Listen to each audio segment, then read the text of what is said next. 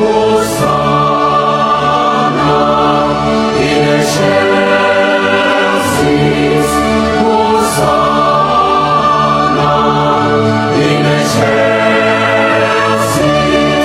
in excelsis, in excelsis.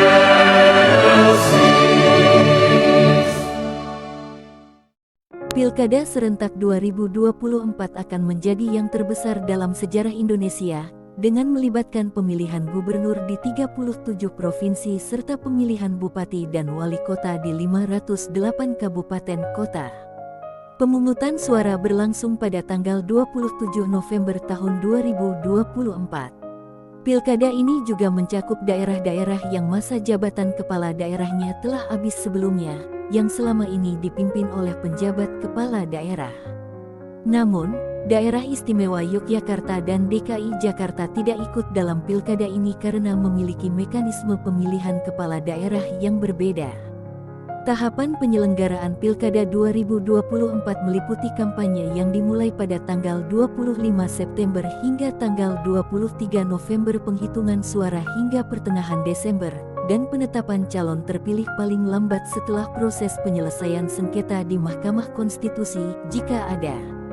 Seluruh proses ini diatur oleh UU Nomor 10 Tahun 2016 dan PKPU Nomor 2 Tahun 2024. Hingga saat ini, data terkait gubernur terpilih beragama Katolik pada tahun 2024 belum tersedia secara lengkap, karena proses pelantikan gubernur hasil Pilkada serentak 2024 masih berlangsung di berbagai provinsi Indonesia.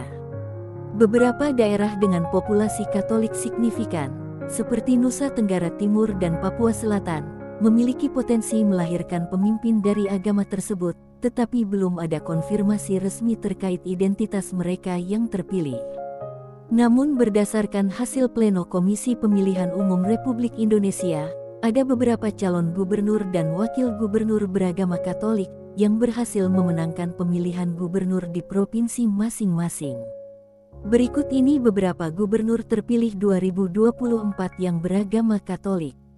5. Paskalis Imadawa, wakil gubernur terpilih Papua Selatan. Paskalis Imadawa merupakan wakil gubernur terpilih Papua Selatan mendampingi Apollo Savanpo dalam Pilkada 2024 beragama Katolik. Ia diusung oleh PDIP dan dipilih berdasarkan latar belakangnya sebagai tokoh masyarakat setempat. Paskalis Imadawa dikenal sebagai Ketua Adat Animha Kabupaten Merauke, Kabupaten Mapi, dan Kabupaten Bovendigul, yang merupakan salah satu pendukung berdirinya Provinsi Papua Selatan.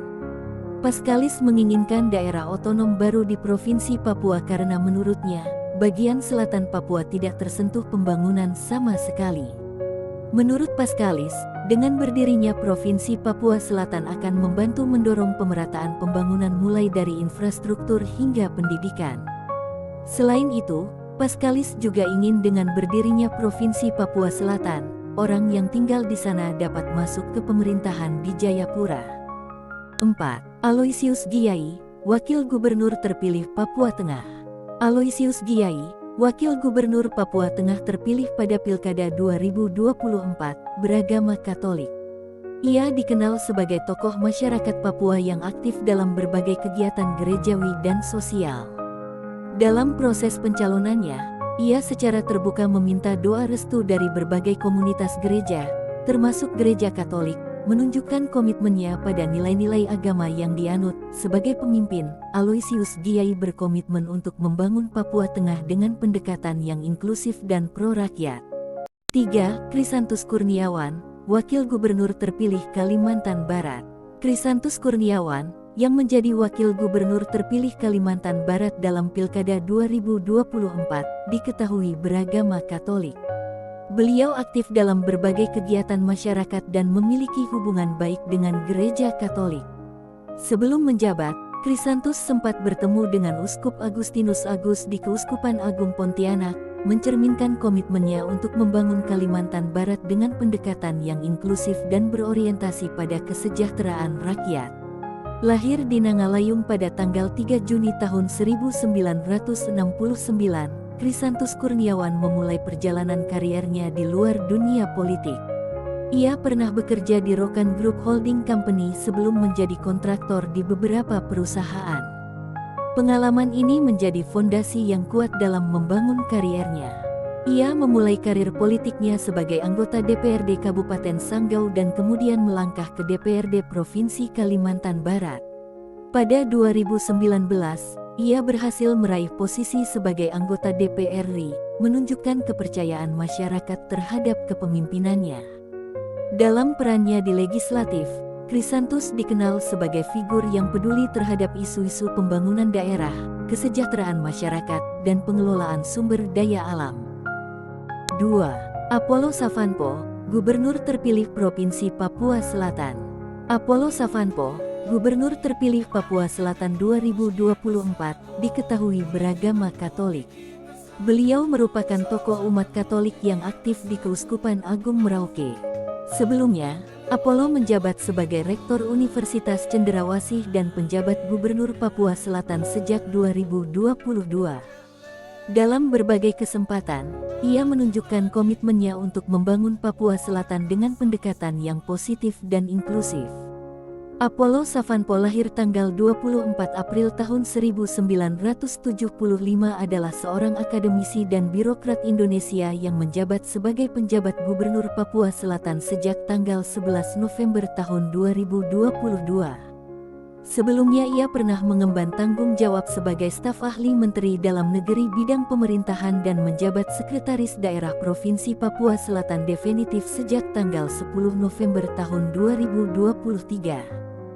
1. Melki Lakalena, Gubernur terpilih Nusa Tenggara Timur. Emmanuel Melkiades Lakalena, yang unggul dalam Pilkada NTT 2024, dikenal beragama Katolik. Selain itu, ia memiliki latar belakang pendidikan dan kegiatan sosial yang banyak terkait dengan nilai-nilai agama tersebut. Informasi mengenai kemenangannya dalam pemilihan Gubernur NTT menguat berdasarkan hasil survei dan hitung cepat yang menunjukkan popularitasnya cukup tinggi di kalangan masyarakat. Bagi Melki Lakalena, politik bukan sekadar panggung kekuasaan. Sebagai Ketua DPD Golkar NTT, ia menjalani perjalanan panjang yang dimulai dari kampung halamannya di Ubah, Kupang. Dengan visi yang besar dan semangat membangun, Melki menawarkan harapan baru untuk Nusa Tenggara Timur, provinsi yang kaya akan potensi, namun sering terpinggirkan dalam arus pembangunan nasional. Lahir pada tanggal 10 Desember tahun 1976, Melki tumbuh dalam keluarga sederhana di Kupang. Ia menghabiskan masa kecilnya di lingkungan penuh kebersamaan, berbagi rumah dengan sanak saudara yang datang dari berbagai penjuru NTT.